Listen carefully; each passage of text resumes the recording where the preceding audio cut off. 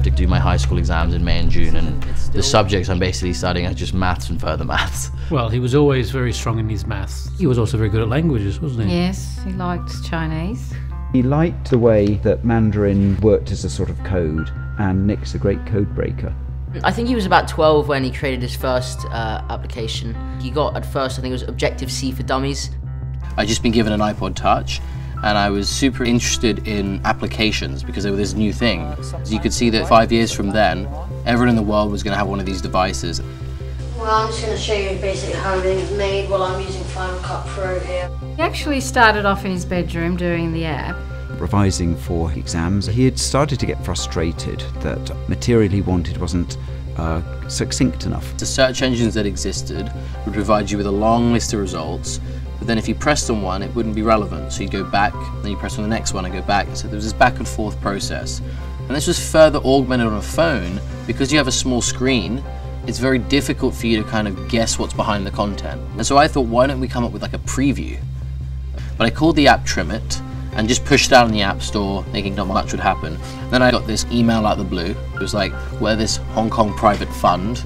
We're interested in investing in your technology. A 16-year-old schoolboy from southwest London has invented a smartphone app which could change the way we search for information on the internet. This was crazy, but I didn't go buy a car or spend all the money. I actually did decide to pull together this team of contractors to put together this app, Sumly. I mean, I would sit in a board meeting with him because he was too young to be the director, and he was able to hold his own ground. And I think it was also good that we were able to provide that mother thing at the end of the day, like, you know, my mum said, I can't do this. It was like a wild card that he could use in a negotiation. So Sumly took an article, condensed it down into a paragraph, algorithmically, kind of get 1 million downloads. It's going very well. And then I was kind of thinking, what am I going to do next with the company? The vision for Sumly matched perfectly with how we were thinking about news and information. If we took Nick and his technology and what he wanted to do and applied that to a broader scale and scope like Yahoo, we could really get there. Let us begin this half hour with the 17-year-old whose simple idea just made him millions. We'll talk to him in a moment, but first, his remarkable story. My company had been bought by Yahoo. That was just a very weird moment, kind of reading about it in the newspaper or on television, kind of going, well, that's kind of that's Sumly. One day he left home in a school uniform, and then the next day he left home in a suit. He had grown up so quickly. I was really nervous coming into Yahoo. It was my first ever full-time job. I didn't even know if the technology was going to work well. I don't know anyone here. How are they ever going to trust me to build an app? A lot of people focus when they meet Nick on his age. Actually, what's more remarkable is his ability to communicate a vision and inspire people. These engineers started appearing, and within 6 months we went from nothing to an app ready to go out the door.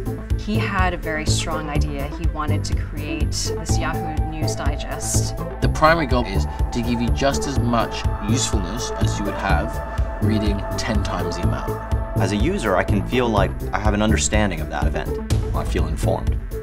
What you have is a really holistic approach that leverages strengths of science in old-fashioned journalism. Almost half of the people who actually download that application come back on a daily basis. That type of retention is extraordinary. He's in high school. So the funny thing is, like, people were really upset when we bought it because they said, well, what is this business about the founder leaving in 18 months? And we were like, well, he's got to go to college. I still can't drive a car.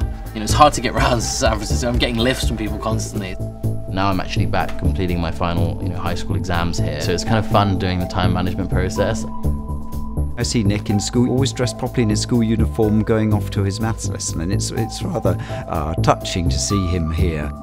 It amused me as a headmaster to be having to make appointments with someone whose life was so much more complex and exciting than my own was. The end game for me is kind of redefining how information's portrayed on a small screen, and I think it's going to take a long time, but where we're taking it's actually very fascinating. The products that are being built today should be built by younger and younger people.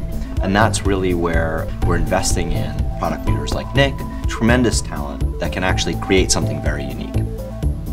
Since literature started, there have been themes of youth knocking at the door, to quote an Ibsen play, but I don't think it's ever been quite so loud or impatient as we're seeing in the 21st century. So I'm really excited to announce a new product today.